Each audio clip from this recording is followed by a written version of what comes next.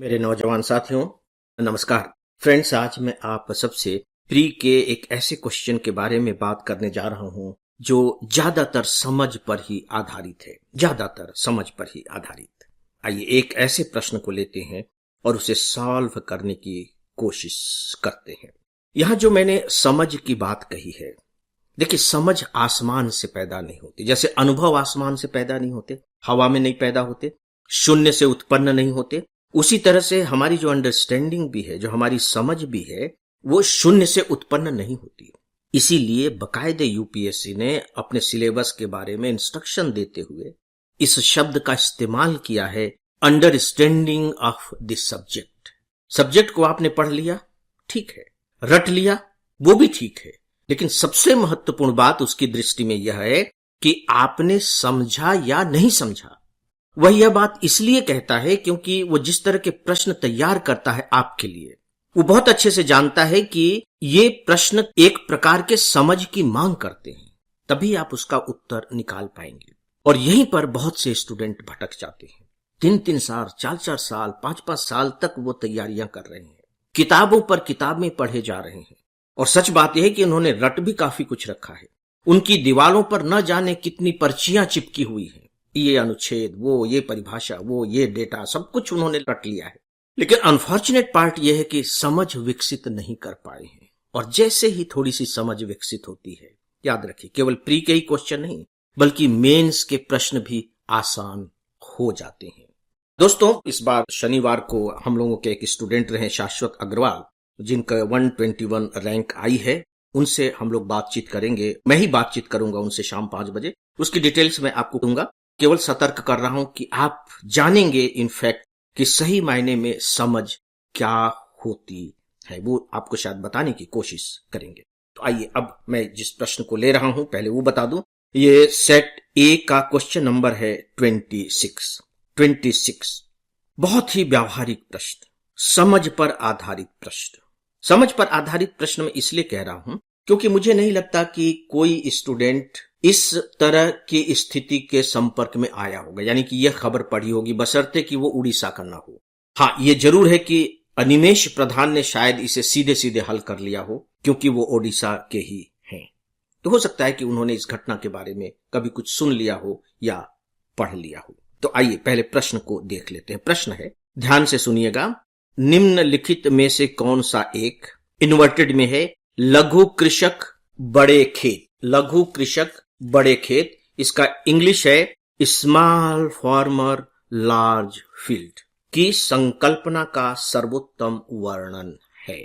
मैं रिपीट कर रहा हूं, निम्नलिखित में से कौन सा एक लघु कृषक बड़े खेत की संकल्पना का सर्वोत्तम वर्णन है। राइट। अब स्टेटमेंट देखिए, 4 स्टेटमेंट है, ठीक है, और 4 में से आपको एक पर निशान लगाना है ना, सीधे सीधे एक पर ही निशान लगाना है। मैं आपको सजेस्ट करूंगा कि जब भी आप किसी प्रश्न को पढ़ें, विकल्प पर जाकर के एक बार निगाह मार लें, टाइम मत लगाएं उसके साथ, निगाह मार लें कि इससे किस तरह का प्रश्न पूछा जा रहा है। तो उससे पढ़ते समय ही आपकी कमांड होने लगती है। ए, युद्ध के कारण अपने देशों से बड़ी संख्या में विस्थापित लोगों का एक बड़ी खेती योग्य जमीन देकर, जिसमें वे सामूहिक खेती कर उपज को आपस में बांटते हैं, पुनः स्थापन करना।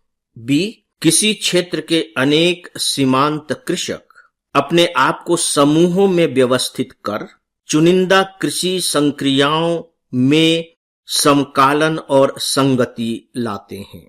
हिंदी थोड़ी सी कठिन जरूर है, लेकिन अगर आप ऐसा महसूस करते हैं तो थोड़ा सा इंग्लिश वाला वर्जन देख लें।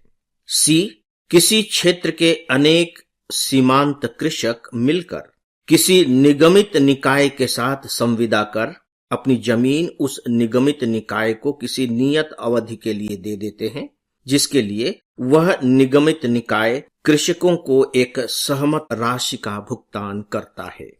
ये सी है।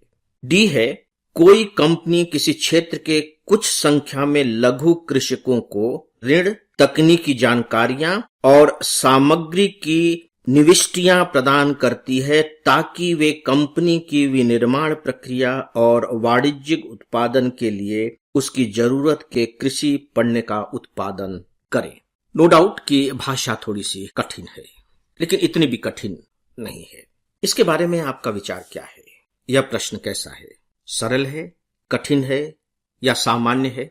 इसे आप कैसे हल करेंगे? मुझे पूरा विश्वास है कि अधिकांश स्टूडेंट ने ये जो लघु कृषक बड़े खेत का जो कॉन्सेप्ट है, इसकी जो संकल्पना है, इसके बारे में कहीं नहीं पढ़ा होगा।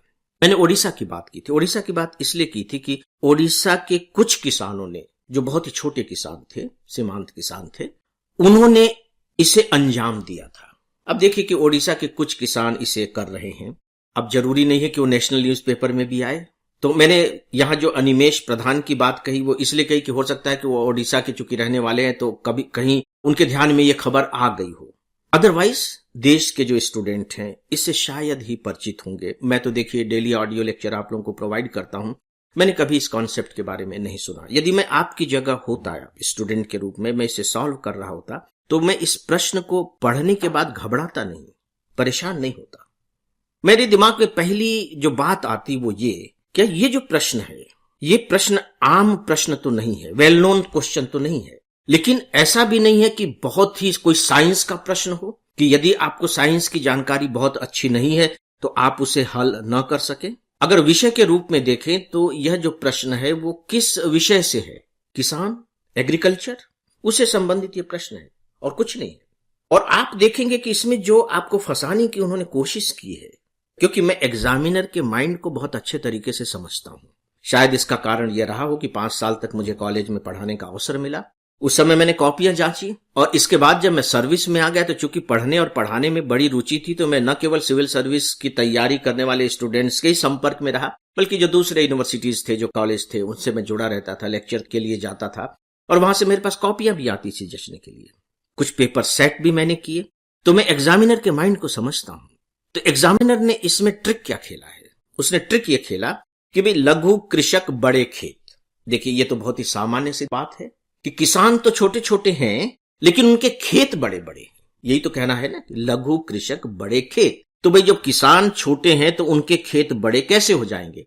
तो क्या सरकार लघु कृषकों को जमीन दे देगी कि बड़े बड़े खेत कर लो, या क्या करेगी? मिसेस गांधी के समय में एक योजना आई थी कि छोटे छोटे किसानों के जो खेत अलग अलग जगह फैले हुए हैं उनको एक जगह कर दिया जाए ताकि उनके खेत बड़े बन जाए। तो केवल छोटे किसानों के लिए नहीं थे, बल्कि सभी किसानों के लिए थे कि मान लीजिए कि उनके खेत 10 जगह फैले हुए हैं, तो इस तरह की व्यवस्था की गई थी कि उनके जो जमीन है, उनके जो खेत है, उनको एक जगह कर दिया जाए, उसके बदले में किसी दूसरी जगह दे दी जाए ताकि उनके एक चंक में खेत हो जाए, तो वहां बड़े आराम से वो खेती कर सकेंगे और मशीन का इस्तेमाल कर सकेंगे।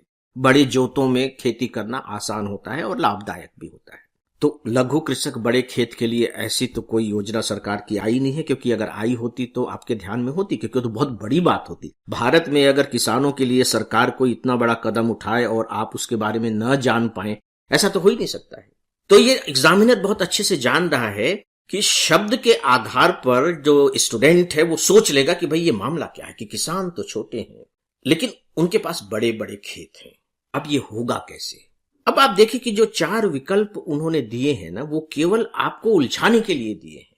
इतने बड़े बड़े वाक्यों की जरूरत नहीं थी, लेकिन वो आपको भूल भुलैया में घुमा रहा है, आपको फंसाने की कोशिश कर रहा है, आपको उलझाने की कोशिश कर रहा है कि देखें आप अपने आप को इस उलझन से निकाल पाते हैं या नहीं निकाल पाते हैं। बस आप देखिए कि कितने बड़े बड़े वाक्य हैं, घुमा फिरा करके और कुछ नहीं। हालांकि चारों में जो बातें कही गई हैं वो एक जैसी नहीं है, वे बातें थोड़ी सी अलग अलग किस्म की हैं और सभी बातों में आपको एक बात आम मिलेगी कि किसी न किसी कारण से, मतलब वो कारण दिया हुआ है कि जो छोटे किसान हैं उनके खेत बड़े भी हो गए हैं। जो इसमें कारण भी दर्शाए गए हैं वे बड़े खेत को दर्शाते हैं, वे बड़े खेत होने को प्रमाणित करते हैं कि किसानों के खेत इस प्रक्रिया से बड़े हो जाएंगे।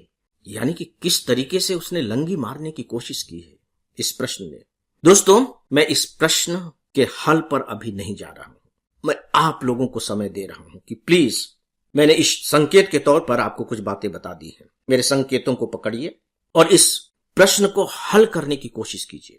टाइम लगाइए, आधा घंटा भी लगता है तो लगाइए, कोई बात नहीं, क्योंकि आपको अपने दिमाग को ट्रेंड करना है।